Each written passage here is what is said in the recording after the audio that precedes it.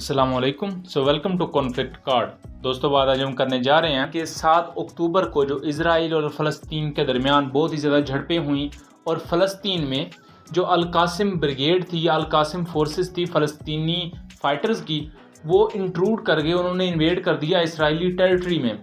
यानी कि फ़लस्तीनी जो फोर्सेस थी उन्होंने इसराइल में अपने कदम जमा लिए और जहां उन्होंने देखा कुछ तो खून की लहरें बहा दी। यहाँ देखने वाली बात यह है कि फ़लस्तीन की तरफ से जो एक सरप्राइज अटैक किया गया उसको इजराइल संभाल नहीं पाया। यहाँ तक कि इजराइल के कोर कमांडर को भी कैप्चर कर लिया फ़लस्तीनी फोर्सेस ने। ये एक बहुत बड़ी खबर थी जिसके बाद इजरायली फोर्सेस के हौसले पसपा ज़रूर हुए। लेकिन इस तमाम कॉन्फ्लिक्ट को मजहबी नुक्ता नज़र से देखने की बजाय हमें एक दूसरे नुक्ता नज़र से देखना होगा ताकि हम दोनों साइड्स को परख सकें।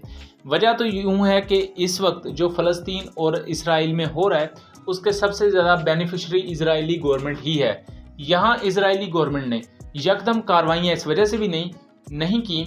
उसकी वजह यह थी कि इजरायली गवर्नमेंट खुद भी ये चाहती थी कि उनके इजरायली सोल्जर्स एक हद तक मरें, इजराइल का काफ़ी ज़्यादा नुकसान हो, फिर उस चीज़ को सोशल मीडिया पर दिखाया जाएगा और उसके मुकाबले में फ़लस्तीन पर एयर स्ट्राइक्स की जाएंगी और इन एयर स्ट्राइक्स के बदले में नेतन्याहू की गवर्नमेंट को मज़ीद इस्तेहकाम मिलेगा। तो इस तमाम कहानी की शुरुआत होती है 7 अक्टूबर की सुबह से, जब फ़लस्तीन के गज़ा स्ट्रिप की तरफ से रॉकेट्स फायर किए जाते हैं और ये रॉकेट्स काफ़ी बड़ी तादाद में होते हैं। तकरीबन सुबह सुबह के वक्त ही 100 से ज़्यादा रॉकेट्स इसराइल की तरफ फायर किए जाते हैं और ये सेंट्रल इसराइल और जनूबी इसराइल के इलाकों में गिरते हैं। ज़्यादातर मिसाइल्स को इसराइली एयर डिफेंस सिस्टम भी रोक नहीं पाता, जिसके नतीजे में काफ़ी ज़्यादा नुकसान होता है। इनमें से कुछ रॉकेट्स तो शहरी आबादियों पर गिरते हैं और उसके अलावा बहुत सी इसराइल की इंस्टॉलेशंस पर भी गिरते हैं। उसके बाद 7 अक्टूबर की सुबह को ही बहुत से फ़लस्तीनी फ़ाइटर्स इंट्रूड करते हैं इजरायली टेरिटरी में।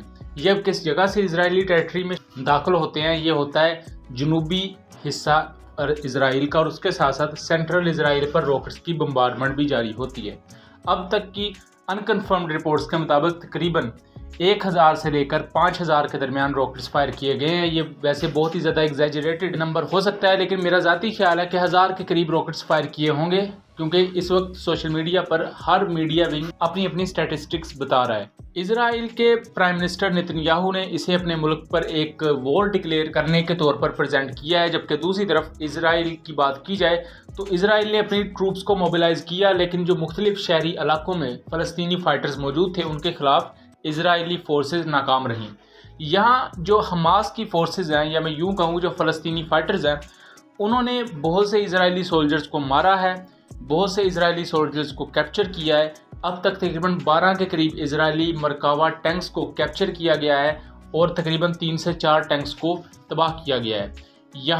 यहाँ भी बहुत सी मालूमात ऐसी हैं जिनको भी कंफर्म नहीं किया जा सकता, बट एटलीस्ट यहाँ जो इजरायली गवर्नमेंट क्लेम करती है वो 100 के करीब इजरायली लोग इस तमाम फायरिंग में, फ़लस्तीन के इस हमले में मारे जा चुके हैं। जबकि इजराइल ने भी उसके मुकाबले में एयर स्ट्राइक्स किए हैं जिनमें 161 फ़लस्तीनी अपनी जान गंवा बैठे हैं।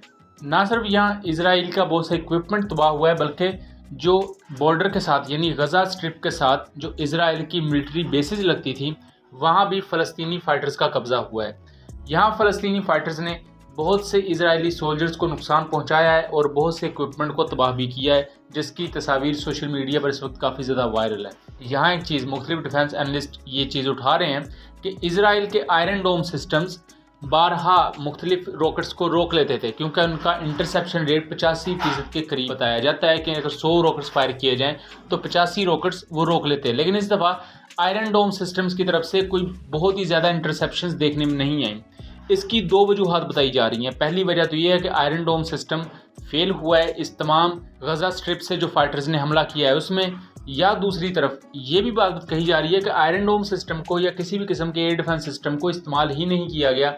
उसके पीछे कुछ सियासी वजूहात थी, जैसा कि मैंने वीडियो के शुरू में बताया कि इसके पीछे नेतन्याहू के अपने पॉलिटिकल गेम्स हो सकती हैं, क्योंकि नेतन्याहू एक मजबूत हुकूमत चाहते हैं अपने मुल्क में। उसके लिए लोगों की लाशों पर सियासत करना उनका कोई नया हरबा नहीं है, इससे पहले भी वो यही काम करते रहे हैं। जितनी कत्ल गारत मुल्क में होगी उसको जवाज बना के उससे कई गुना ज़्यादा फ़लस्तीनी लोगों पर बमबारी की जाएगी, उनके घरों पर बमबारी की जाएगी। और इसके साथ साथ जो सऊदी अरब और इजराइल के दरमियान नॉर्मलाइजेशन का तमाम प्रोसेस चल रहा था कि सऊदी अरब और इजराइल के ताल्लुकात बेहतर हो रहे थे, अब चूँकि हमास की तरफ से ये हमला इजराइल पर हुआ है और हमास तमाम के तमाम अरब हैं, यहाँ जितने भी कंट्रीज़ हैं ये एथनिकली अरब ही हैं, तो अरब के ख़िलाफ़ जब इजराइल में एक गुस्से की लहर होगी तो ज़ाहिर बात है इसका असर सऊदी अरब और इजराइल की नॉर्मलाइजेशन पर भी पड़ेगा। सो ये एनालिसिस, उम्मीद करता हूँ चीज़ें क्लियर रही होंगी। मिलेंगे अगली वीडियो में, तब तक के लिए अल्लाह हाफिज़।